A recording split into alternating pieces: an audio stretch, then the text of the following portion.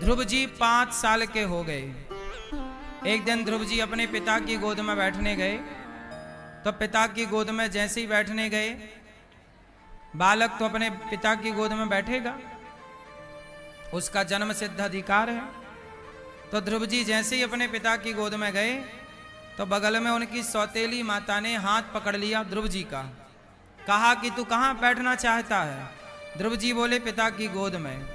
माता ने कहा ना, तू पिता की गोद में नहीं बैठ सकता, तो इस गद्दी में सिंहासन में नहीं बैठ सकता, क्योंकि ये सिंहासन तो मेरे बेटे की है, मेरा बेटा भी तो है, तू मेरी सौत का बेटा है।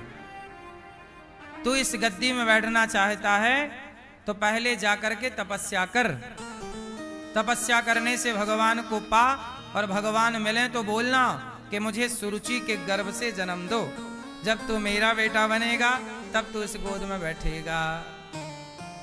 जा तपस्या कर, जा तपसाराध्य पुरुषम तस्यैवानुग्रहेण में गर्भे त्वं साधयात्मानम यदि इच्छसि नृपासनम। जा 5 साल का बालक है अभी, और माँ ने ऐसे अपमान कर दिया। पैसे की, सिंहासन की लड़ाइयां कोई आज से थोड़ी हैं, ये लड़ाइयां सतयुग से हैं। जब से धरती बनी तब से लड़ाई कुर्सी की है, सिंहासन की लड़ाई है। क्यों, ये बात सही है कि गलत है? अच्छा ये बताओ मुझे, किसी के सिंहासन में बैठ जाना, देखो एक व्यक्ति वो है जो दूसरे के सिंहासन में बैठ जाए, जैसे पिता की गद्दी संभाल ले, पिता का सिंहासन संभाले, पिता का सब करे। एक वो होता है जो पिता की गद्दी में बैठता है, एक वो होता है जो खुद की गद्दी खुद तैयार करता है, खुद का सिंहासन खुद तैयार। मैया शोर ना करो मेरी माँ, सब टुप्पी टाप रहो, मैया काहे खड़ी हो मेरी माँ, बैठ जाओ। हाँ सब बैठो, सब बैठो। ओ हरी नीली पीली गुलाबी मैया,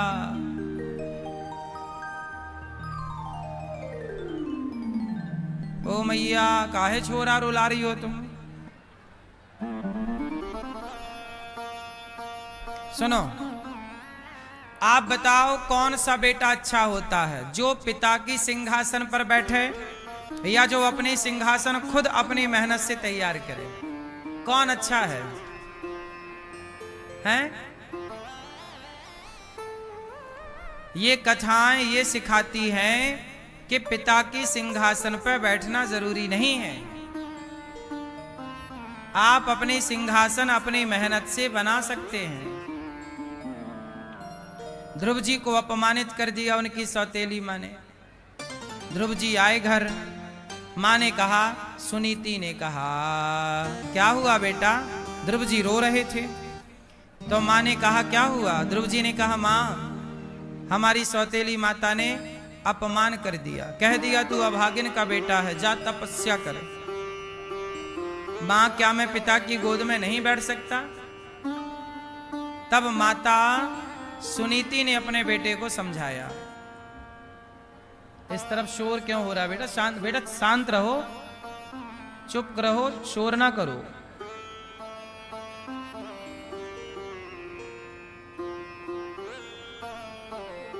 चुप रहो। बोलिए भक्तवत्सल भगवान की जय जय श्री राधे। सुनो, ध्रुव जी ने कहा कि माँ क्या मैं अपने पिता की सिंहासन पर गोद पर बैठ नहीं सकता? तब माँ ने मोटिवेट किया, सुनीति ने कहा बेटा तू जा तपस्या कर। माँ कैसी होती है? मैंने एक वैज्ञानिक के बारे में पढ़ा कि एक वैज्ञानिक जब वो बच्चा था, स्कूल में पढ़ता था, तो उसे स्कूल वालों ने स्कूल से निकाल दिया। कह दिया कि तुम गधे हो, तुमको पढ़ना लिखना आता नहीं है। एक पत्र दे दिया स्कूल वालों ने, कहा अपनी माँ को दे देना। तो बच्चा लाया, अपनी माँ को दिया, और माँ उस पत्र में लिखा था कि आपका बच्चा गधा है, पढ़ता नहीं है, ये पढ़ ही नहीं सकता, इसको कुछ नहीं आता, बैठा रहता है। तो माँ ने पत्र पढ़ा तो बच्चे ने पूछा कि माँ क्या लिखा है, क्योंकि उस समय बालक छोटा था, उसको पढ़ना आता नहीं था। तो माँ ने पढ़ा तो माँ से पूछा कि क्या लिखा है। तो माँ ने बताया कि बेटा इस पत्र में लिखा है कि तुम बहुत होशियार हो, इतने होशियार हो कि तुम्हारे हिसाब की, तुम्हारे लायक पढ़ाई उस स्कूल में नहीं है, तुम्हें कोई बड़े स्कूल में पढ़ाना पड़ेगा, क्योंकि तुम बहुत इंटेलिजेंट हो, बहुत योग्य हो, तुम अच्छा पढ़ते हो। माँ ने ये नहीं कहा कि तू पढ़ता नहीं है, माँ ने ये कहा कि तुम बहुत अच्छा पढ़ते हो, तुम बहुत बड़े बनोगे, तुम बहुत बड़े वैज्ञानिक बनोगे। ऐसी मेरा मन कहता है कि तुम बहुत बड़े वैज्ञानिक बनोगे। लो भैया, पत्र में लिखा कुछ और था, माँ ने बच्चे को बोला कुछ और। अच्छा, बच्चे को दूसरे स्कूल में डाला। वह बच्चा सचमुच पढ़ लिख करके बहुत बड़ा वैज्ञानिक बना। जिसे स्कूल ने निकाल दिया था कि ये कुछ नहीं कर सकता, वह बालक बहुत बड़ा वैज्ञानिक बना। इससे यह सिद्ध होता है कि कोई ये जज नहीं कर सकता कि आप में काबिलियत नहीं है। जिसे कह दिया जाए कि तुझ में कोई काबिलियत नहीं है, यदि वो बच्चा भी चाहे तो सबसे अधिक काबिल अपने आप को बना सकता है। आदमी चाहे तो सब कुछ कर सकता है। 0 नंबर लाने वाला 100 नंबर ला सकता है, कुछ ना करने वाला सब कुछ कर सकता है। आप किसी को ये नहीं कह सकते कि ये बच्चा गधा है, ये कुछ नहीं कर सकता। हर बच्चा सब कुछ कर सकता है। बस उस बच्चे को सही मार्गदर्शक की जरूरत है। अच्छा ये बताओ, महाभारत किसने लड़ा? उत्तर दो मेरी मां। किसने लड़ा? अर्जुन ने। अर्जुन लड़े और जीते भी। बोलो हाँ, बोलो हाँ कि ना। अर्जुन लड़े और जीते भी, परंतु अर्जुन लड़े किसकी बदौलत? कृष्ण की बदौलत। अर्जुन कह रहे थे मैं नहीं लड़ूंगा, मेरे से लड़ा ना जाएगा। अर्जुन तो युद्ध शुरू होने से पहले ही हार गए। हारे हुए अर्जुन को जिता किसने दिया? भगवान कृष्ण के मोटिवेशन ने, भगवान कृष्ण की ज्ञान ने, भगवान कृष्ण के पॉजिटिविटी ने, भगवान कृष्ण की भगवद गीता ने।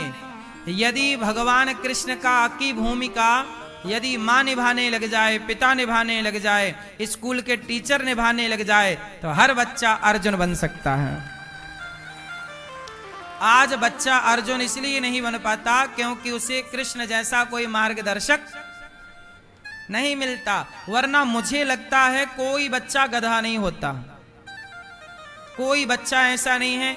आप जितने गधे बच्चे आपको लग रहे हैं कि ये कुछ नहीं कर सकते, आप लाओ उन बच्चों को, उन बच्चों को हम बहुत कुछ करने के योग्य बना सकते हैं। जो 0 नंबर ला रहे हैं ना, उन्हें भी परेशान होने की जरूरत नहीं है। जो 0 नंबर ला रहे हैं वो भी इतिहास रच सकते हैं। बोलो हाँ कि ना। 100 नंबर लाने वाला ही इतिहास रचता है कि 0 वाला भी रच देता है? 0 वाला भी रच सकता है। बड़े बड़े बिजनेसमैन, बड़े बड़े व्यापारी, बड़े बड़े उद्योगपति वो लोग हैं जो कम पढ़े लिखे हैं। इसलिए ये कैसे पता लगाएं कि कोई ज्यादा विद्वान है, कोई कम विद्वान है, कोई ज्यादा पढ़ा लिखा, कोई कम पढ़ा लिखा? नहीं साहब, मुझे लगता है कि कृष्ण की जरूरत है। हर बच्चा अर्जुन हो सकता है, जरूरत केवल कृष्ण की। सही मार्गदर्शन की जरूरत है। सही है कि गलत है? इसलिए आप अपने बच्चे के कृष्ण बनो, आप कृष्ण बनो और अपने बच्चे को मोटिवेट करो। कभी ये मत कहो कि तुम ये नहीं कर सकते, सदा उसे पॉजिटिविटी से भरो, बेटा तुम कर सकते हो, करो। आज समाज में यही तो है, लोग यही तो कहते हैं तुमसे नहीं होगा, तुम नहीं कर सकते।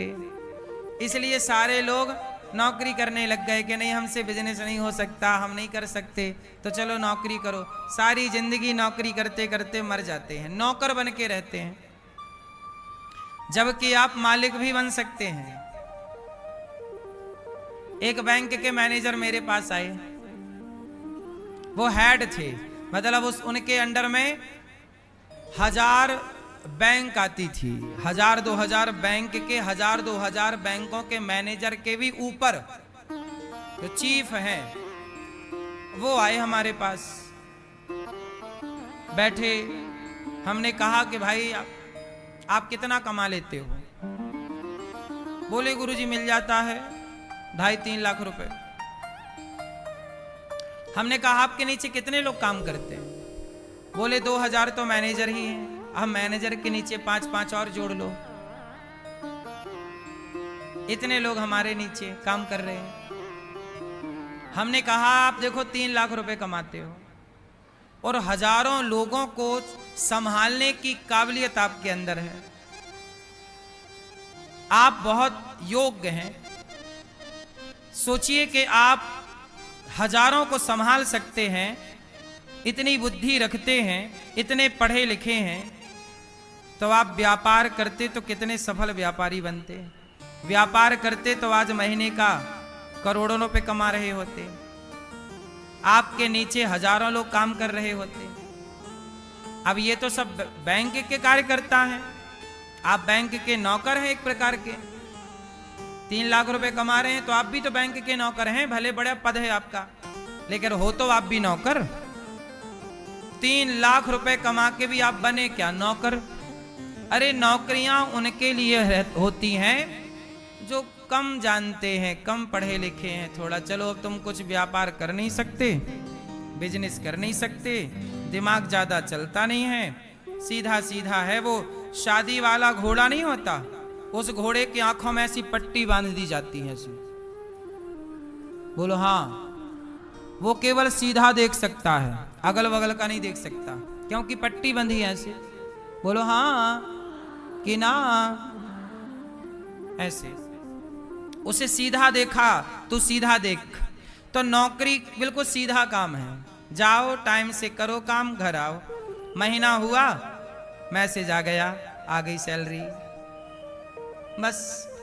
लेकिन व्यापार में, बिजनेस में थोड़ा दिमाग लगाना पड़ता है, थोड़ी प्लानिंग करनी पड़ती है, थोड़ा परेशान भी होना पड़ता है, थोड़ा नुकसान भी सहना पड़ता है, तब जाके आप सफल होते हैं। तो कहने का अर्थ सिर्फ इतना है कि नौकरी करने वाला बड़ा है कि व्यापार करने वाला बड़ा है। नौकरी मतलब नौकर। अच्छा बताओ, नौकरी लेने वाला बड़ा कि नौकरी देने वाला बड़ा? कौन बड़ा? कौन बड़ा? नौकरी देने वाला बड़ा। तो आप लोग नौकरी लेने वाले बनना चाहते हैं कि नौकरी देने वाला बनना चाहते हैं? इसलिए अपने बच्चों को पढ़ाओ, पर नौकरी लेने के लिए मत पढ़ाओ।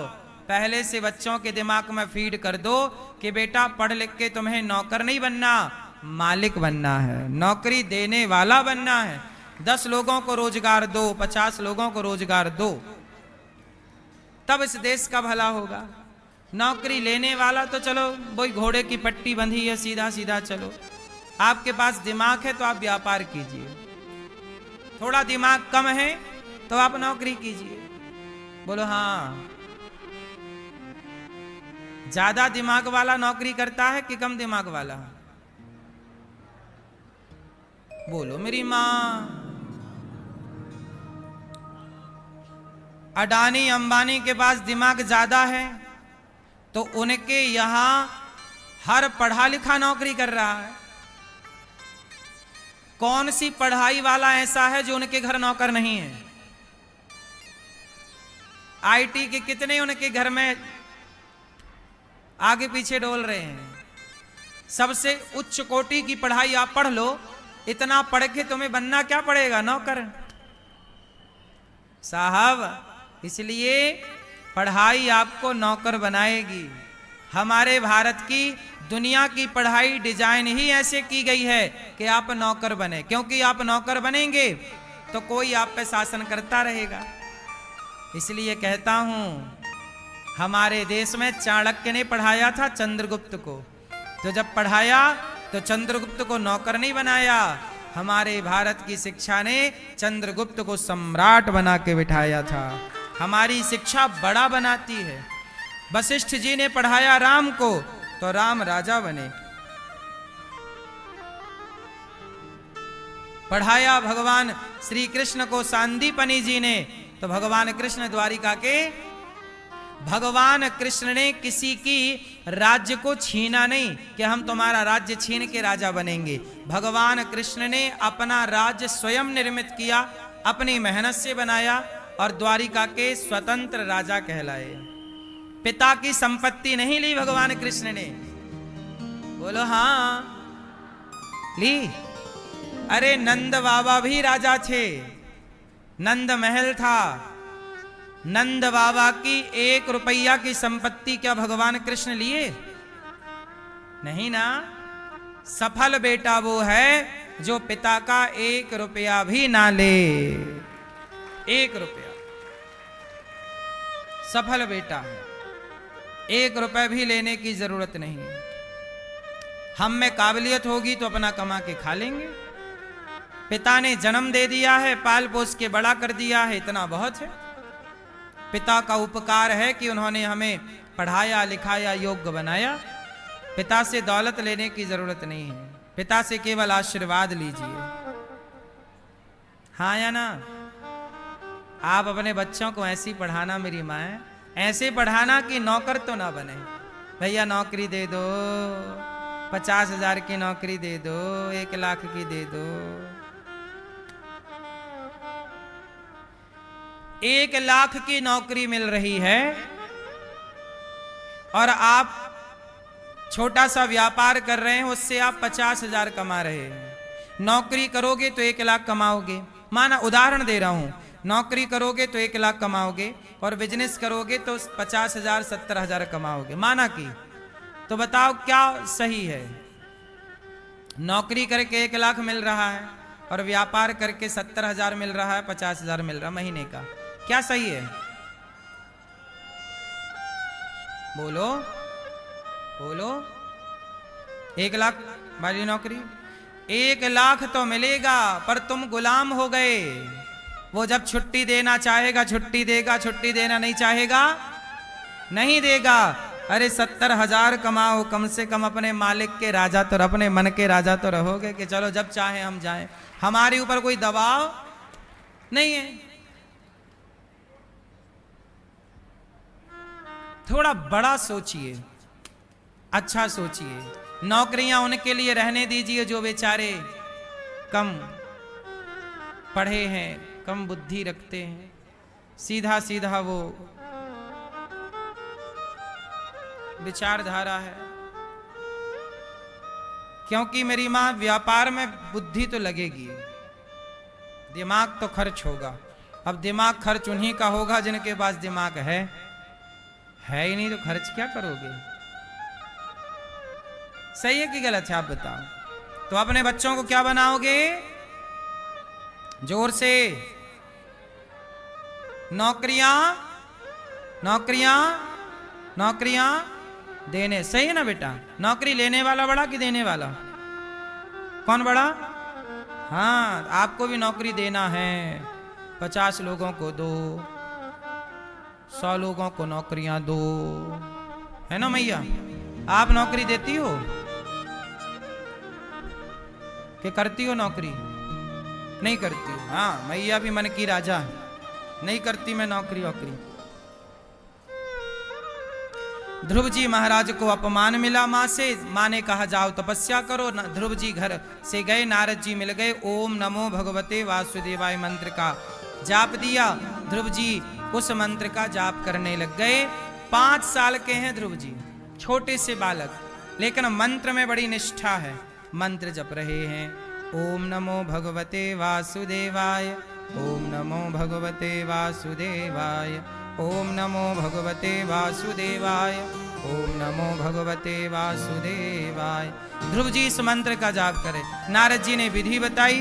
5 साल के बालक है और जो मंत्र का जाप किया साहब, मंत्र के जाप करने से 1 माह में ऐसे जाप किया, 3 दिन में 1 बार खाते, दूसरा माह लगा 6 दिन में 1 बार खाते। ध्रुव जी ने भगवान में चित्त ऐसे लगाया, खाने पीने से मन हटाया, केवल भगवान का स्मरण, भगवान का चिंतन। 5 माह पूरे हुए, पांव के अंगूठे के बल खड़े हो गए और सांस रोक ली। इंद्रासन हिल गई, इंद्र घबराए, प्रभु प्रभु क्या हुआ, ये भूकंप सा कैसे आ गया। भगवान बोले कि मेरा भक्त प्राणवायु रोके खड़ा है, इसलिए कंपन हो रहा है। तो भगवान से कहा कि जाओ दर्शन दे दो उस भक्त को। तब भगवान ने कहा कि ध्रुव जैसे भक्तों को हम दर्शन देते नहीं, ध्रुव जैसे भक्तों का हम स्वयं दर्शन करते हैं। और दर्शन करने के लिए भगवान प्रकट हो गए। 5 महीने की तपस्या, भगवान आके सामने खड़े हो गए। क्यों? क्योंकि ध्रुव जी ने जिस एकाग्रता से, जिस प्रकार ईश्वर का चिंतन किया। ध्रुव जी की क्या विशेषता है? ध्रुव जी की विशेषता यह है कि उनके गुरु जी ने जो मंत्र दिया उस मंत्र का जाप किया।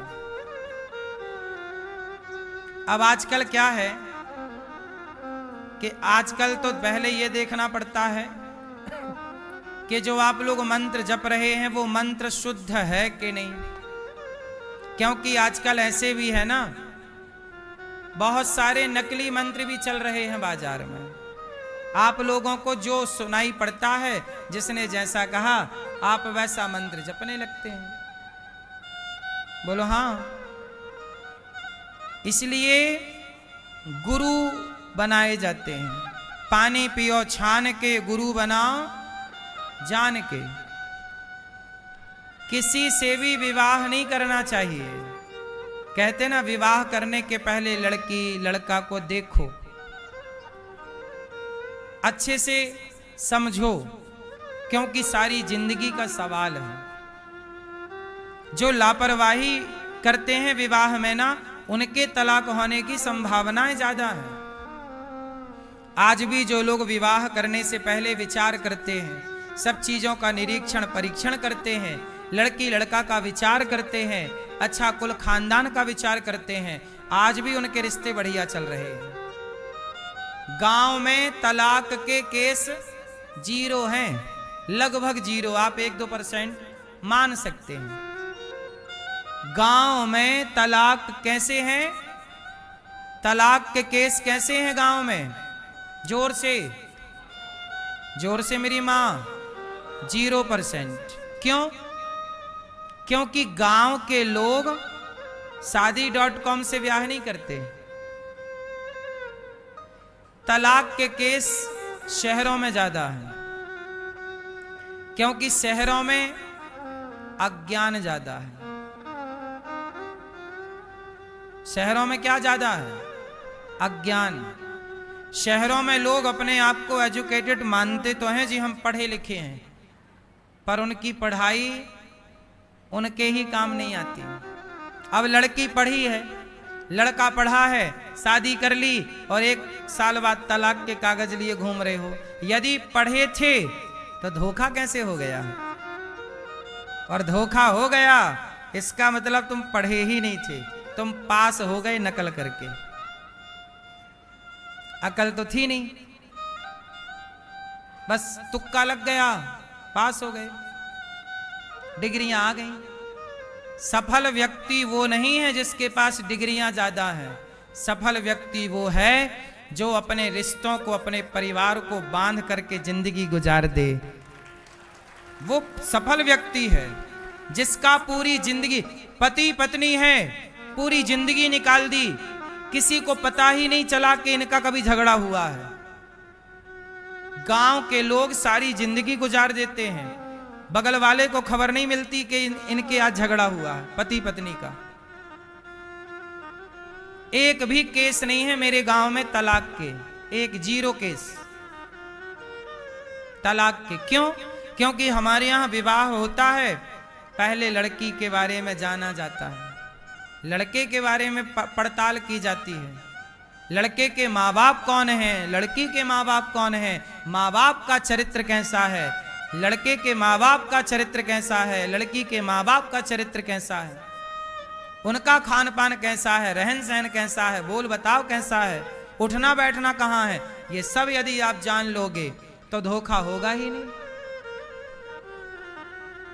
अब आप लोगों को रहती है जल्दी, शादी कर ली, बाद में पता चला कि लड़का का कहीं और चक्कर था, लड़की का कहीं और चक्कर था। अब डोलो, अब परेशान हो। इसलिए बिना विचारे जो करें सो पाछे पछताएं, काम बिगाड़ें आपनो जग में होत हंसाएं। इसलिए बहुत विवेक पूर्वक निर्णय लेना चाहिए।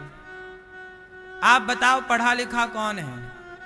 जो पढ़ लिख के तलाक ले और दे वो पढ़ा लिखा है? जो माँ बाप को घर से निकाल दे वो पढ़ा लिखा है? कौन पढ़ा लिखा है? जो अपनी पत्नी का रिश्ता, जो अपनी पत्नी को निभाए, जो अपने पति को निभाए, जैसा है पति जैसी है पत्नी निभा रहे हैं, अपनी पत्नी के सिवा किसी को नहीं देख रहे हैं, पति के सिवा कहीं और मन नहीं, ये लोग पढ़े लिखे समझदार हैं, जो रिश्तों को निभाना जानते हैं। आजकल बड़े बड़े पढ़े लिखे लोग रिश्तों की कदर नहीं करते। बोलो हाँ। बिल गेट्स की पत्नी ने 27 साल बाद बिल गेट्स को तलाक दे दिया। बोलो हाँ। बिल गेट्स जानते हो से? बिल गेट्स पूरी दुनिया का सबसे अमीर व्यक्ति है। इतना बड़ा आदमी है कि पाकिस्तान जैसे कई देश एक दिन में खरीद सकता है, पूरा देश खरीद सकता है, इतना बड़ा आदमी है। लेकिन उसकी पत्नी ने तलाक दे दिया। बिल गेट्स दुनिया का सबसे सफल बिजनेसमैन है, व्यापारी है, व्यापार चलाना सीख गया पर परिवार चलाना नहीं सीख पाया। कौन? Bill Gates. जो व्यापार चलाना सीख गया जरूरी नहीं है कि वो परिवार चलाना सीख जाए। इसलिए मुझे लगता है जो परिवार चलाना सीख गया वही सबसे समझदार है, क्योंकि परिवार शुरू से लेके अंत तक परिवार साथ देता है। परिवार की जरूरत पड़ती है, हमें परिवारों में रहना है, बंध के मर्यादाओं में रहना है। इसलिए मेरी मां, पढ़ाई लिखाई का मतलब केवल डिग्री नहीं है, रिश्ते आप कैसे निभा रहे हैं। आपका बेटा नालायक निकल गया तो आपके पैसे का क्या कर लोगे? अब कमाए हो पैसा पर बेटा पराई औरत के संग घूम रहा है, नशा कर रहा है, गलत कर रहा है, अब क्या करोगे पैसे का? किसके लिए कमा रहे हो? बेटा तो बिगड़ गया। थोड़ा पैसा कम कमाते, बेटे पे ध्यान देते, बेटा योग्य बनता तो तुम्हारा जितना पैसा था सार्थक हो जाता। आपने बेटों पे ध्यान दिया नहीं, बेटियों पे ध्यान दिया नहीं, रास्ता भटक गए। अब तुम्हारे पैसे क्या कर लेंगे? रखे रहो पैसे। सफल माता पिता कौन है? कहते हैं व्यापार पर ध्यान ना दो तो व्यापार बिगड़ जाता है, स्वास्थ्य पर ध्यान ना दो तो स्वास्थ्य बिगड़ जाता है, परिवार पर ध्यान ना दो तो परिवार बिगड़ जाता है, बच्चों पर ध्यान ना दो तो बच्चे बिगड़ जाते हैं। इसलिए एक समझदार स्त्री और पुरुष वो है जो सब पर प्रॉपर ध्यान दे। सब पर ध्यान दीजिए, अपने स्वास्थ्य पर भी ध्यान दीजिए, नहीं तो बिगड़ जाएगा। लापरवाही ना करिए। अपने बेटे पर ध्यान दीजिए, लापरवाही ना करिए, हाथ से निकल जाएगा बेटा, फिर तुम्हारी दौलत कर लेना, फिर जो करना है। माँ बाप की सबसे बड़ी दौलत बच्चे ही होते हैं। बोलो हाँ। आपका बेटा योग्य है, आपकी इज्जत करता है, आपका आदर करता है तो आप सफल माँ बाप हैं। और आपका बेटा आपकी तनिक इज्जत नहीं करता तो आप जितना गरीब बाप कौन होगा? तुम्हारे पास करोड़ों होंगे पर तुम्हारा बेटा तुम्हारी इज्जत नहीं करता, तुम सबसे गरीब बाप हो, तुम्हारा बेटा ही तुम्हारी इज्जत नहीं करता। तुम सबसे गरीब आदमी हो, तुम्हारी पत्नी ही तुम्हारी इज्जत नहीं करती। इस धरती पे सबसे गरीब कौन? जिसकी पत्नी इज्जत ना करे, वो आदमी। जिसका बेटा इज्जत ना करे, वो पुरुष सबसे गरीब है। सबसे अमीर कौन? इस धरती पे सबसे सुखी कौन? चाणक्य लिखते हैं कि इस धरती पे सबसे सुखी वो है जिसकी पत्नी आज्ञाकारी हो, पुत्र आज्ञाकारी हो। जिसकी पत्नी आज्ञाकारी, पुत्र आज्ञाकारी और निरोगी काया जिसकी है, उससे अमीर इस धरती पर कोई नहीं है।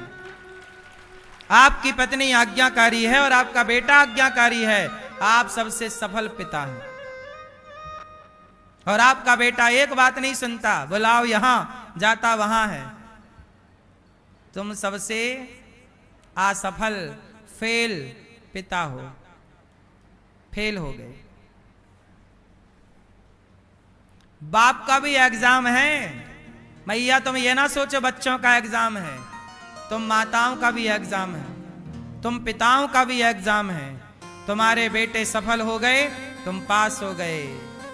तुम्हारा बेटा सिगरेट पीने लग गया है, तुम्हारा बेटा शराब पीने लग गया है, तुम्हारा बेटा मोबाइल पे किसी लड़की से बात करने लग गया है, अब समझ लो कि अब बहुत दिन नहीं है बिगड़ने के,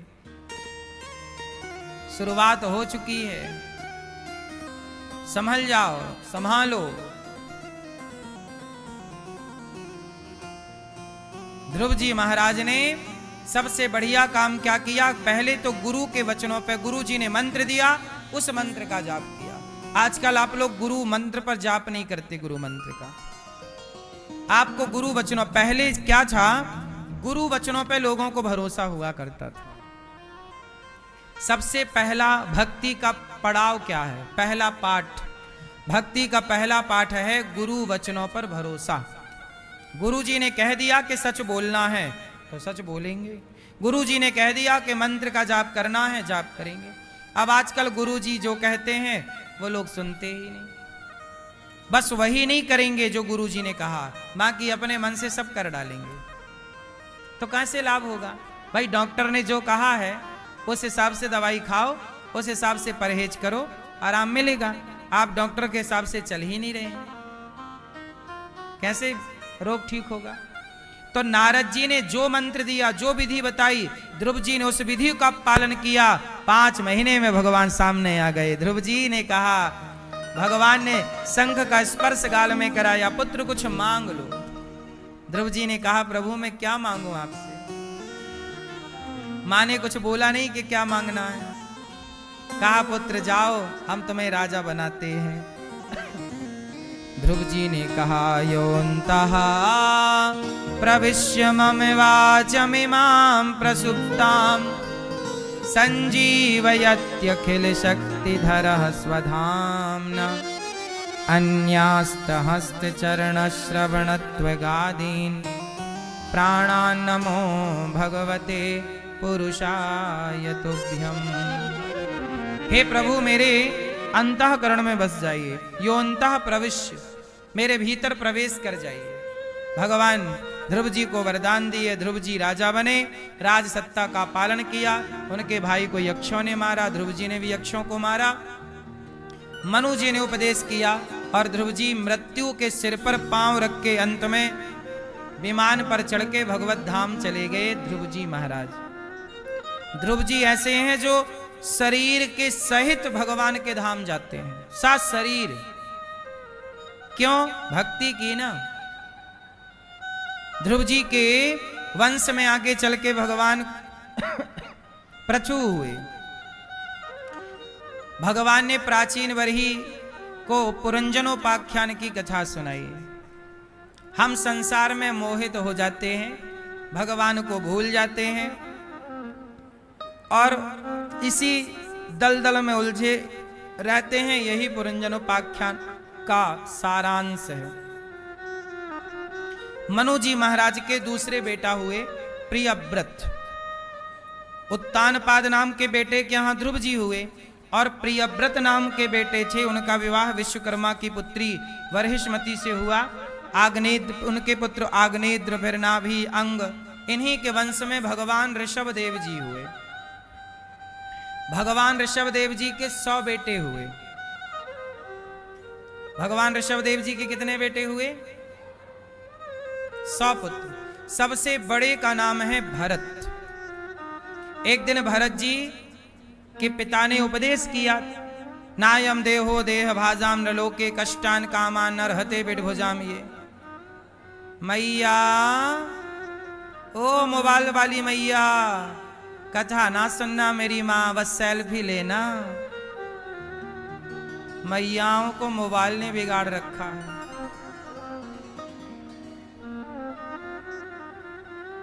मैयाओं को भी छोरा छोरियों ने सेल्फी सिखा दी। अब ये भी मोबाइल ऐसा लिए घूमती रहती। इनका फ्रेम बनता ही नहीं, कहां से आ रही है सेल्फी? कैमरा